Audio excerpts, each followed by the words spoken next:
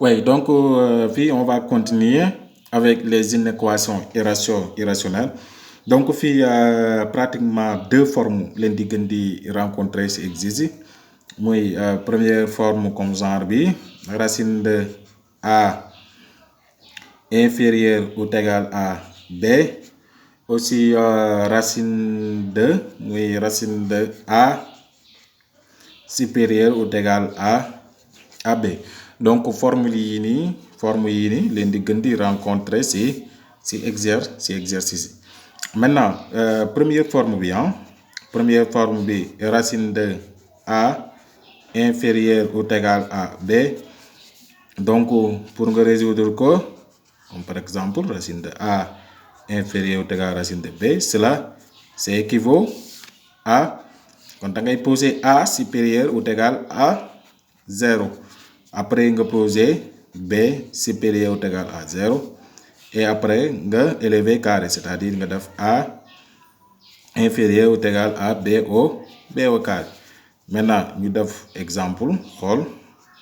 Kon exemple comme bu ñu waxee ñu résoudre racine de comme ça plus x plus 1 inférieur ou égal à 3 moins x. Donc cela équivaut à dire quoi?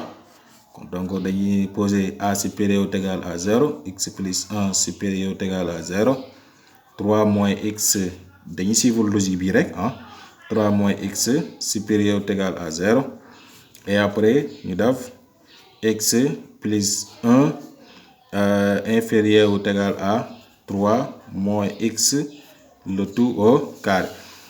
Maintenant ñu jël poser d'abord une équation bi égale 0. On va dire posons x plus 1 égale 0. Ce qui implique que x égale combien? X égale moins 1. nga jëlaat équation bi poser ko égale 0.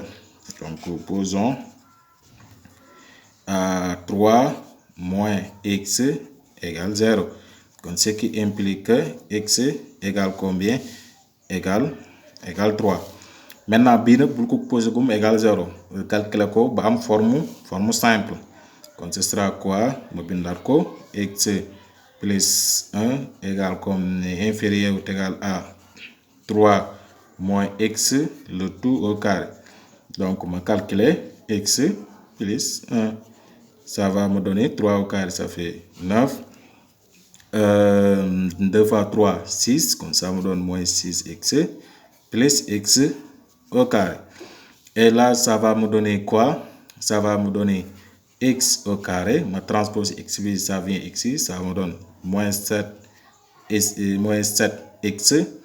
Après, 1 bi ma transpose gu mu ñëw fii. Ça va me donner plus 8. Plus 8 supérieur ou égal à 0. Maintenant, ñu calculer delta. Donc, delta égale b au carré moins 4 ac. Kon 7 au carré, ça me donne 49. 4 fois 8, 30, 32. Et après, vous tapez sur votre machine 49 moins 32. 49 moins 32. Et après, ça nous donne 17. Vous mettez x égale à 17. Nous calculons x1. Donc x1 égale combien? C'est moins b moins racine de delta, le tout sur 2a. Et x2 égale quoi? Égale à moins b plus racine de delta, le tout sur 2a. Maintenant fii dama fàtte étape muy da nga war a posons signaler ko damay transformer une équation bi en équation. Ne x au carré moins 7x plus 8 égale 0. Et après nga tracer ce tableau. Nga tracer ce tableau. Donc ce sera composé de 3 lignes. nga placer première équation bi ci première ligne bi inéquation bi kon ci première ligne bi c'est x plus 1. Deuxième inéquation bi c'est 3 moins x. Troisième inéquation bi mu ngi nii mais la forme simplifiée c'est cette forme là, x au carré moins 7x plus 8. X au carré moins 7x plus 8. Là c'est le domaine des x moins l'infini plus l'infini. Donc là on a 4 solutions. Donc ce sera 4 barres.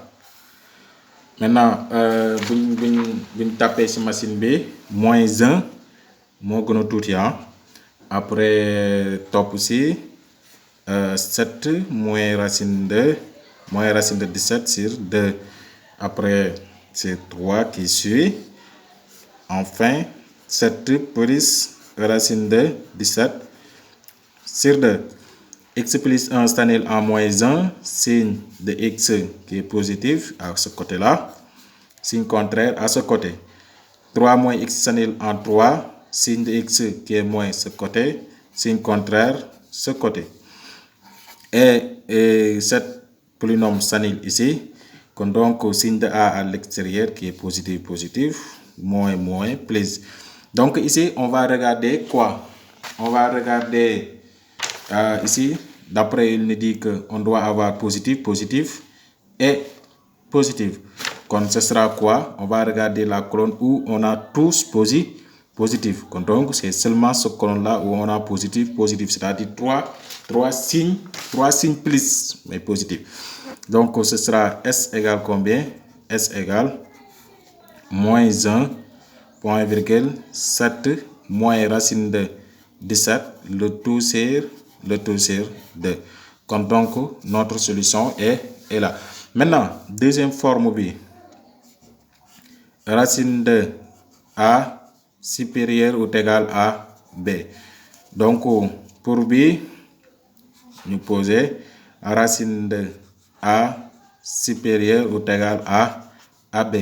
Cela équivaut à dire quoi?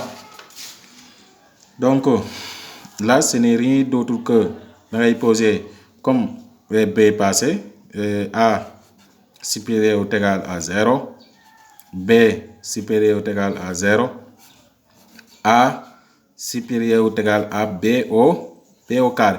Mais maintenant, fii nag da nga see yokk nga def ou faaw mu ñëw bu ñëwul baaxul. Et après nga def B strictement, c'est strictement inférieur à 0. Et aussi nga def